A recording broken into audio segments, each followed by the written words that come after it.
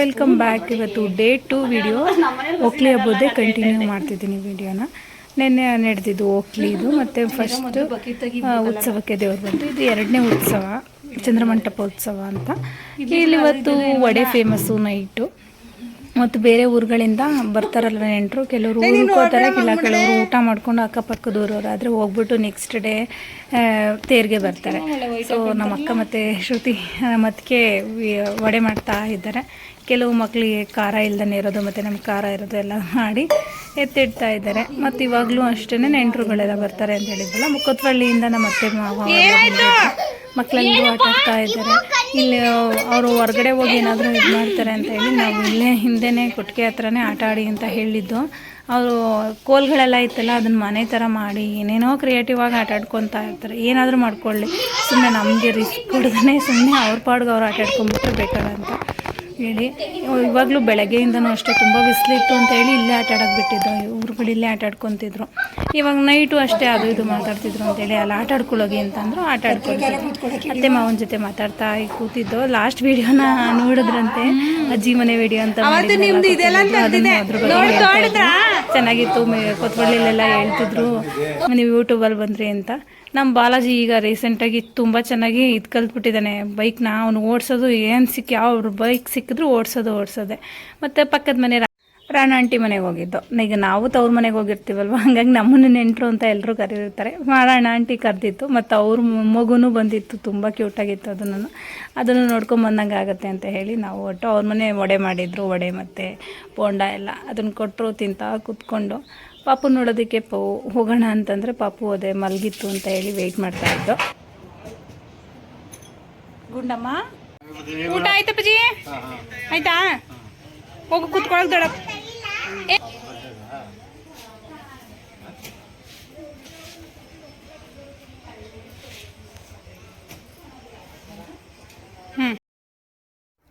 Rana aunty ಮನೆಯಿಂದ ಬಂದಮೇಲೆ ನಮ್ಮ ಮನೇಲಿ ಊಟ ಮಾಡಿದ್ವು. ಅವ್ರ ಮನೇಲಿ ಸ್ವಲ್ಪ ಟೇಸ್ಟ್ ಮಾಡಿದ್ದು ವಡೆ ಇದು ಎಲ್ಲ ತುಂಬ ಫೋರ್ಸ್ ಮಾಡಿದ್ರು, ಬಟ್ ಊಟ ಮಾಡಲಿಲ್ಲ, ಇಲ್ಲೇ ಮಾಡಿದ್ವಲ್ಲ ಅಂತೇಳಿ ಇಲ್ಲಿ ಬಂದು ಊಟವೆಲ್ಲ ಮುಗಿಸ್ಕೊಂಡ್ಮೇಲೆ ಮಕ್ಕಳಿಗೆಲ್ಲ ಊಟ ಮಾಡಿ ಸೋಷಲ್ ಟೈಮ್ ಆಗೋಯ್ತು. ಅಷ್ಟರಲ್ಲಿ ದೇವರು ಬರ್ತಿದೆ ಅಂತ ಸೌಂಡ್ ಆಗ್ತಿತ್ತಲ್ವ, ಟಮಟೆ ಸೌಂಡು. ಅಷ್ಟರಲ್ಲಿ ಬಂದುಬಿಡುತ್ತೆ ಅಂತೇಳಿ ಹಣ್ಣುಕಾಯಿ ಎಲ್ಲ ರೆಡಿ ಮಾಡಿಕೊಂಡು ನಮ್ಮ ಮನೆ ಹತ್ರನೇ ಬಂದುಬಿಟ್ಟು. ನಮ್ಮ ಮನೆ ಈ ಹಳೆ ಮನೆ ಹತ್ರ ಬರೋದಾದರೆ ದೇವ್ರು ತುಂಬ ಲೇಟ್ ಆಗುತ್ತೆ ಎಲ್ಲ ಕಡೆ ಬಳಸ್ಕೊಂಡು.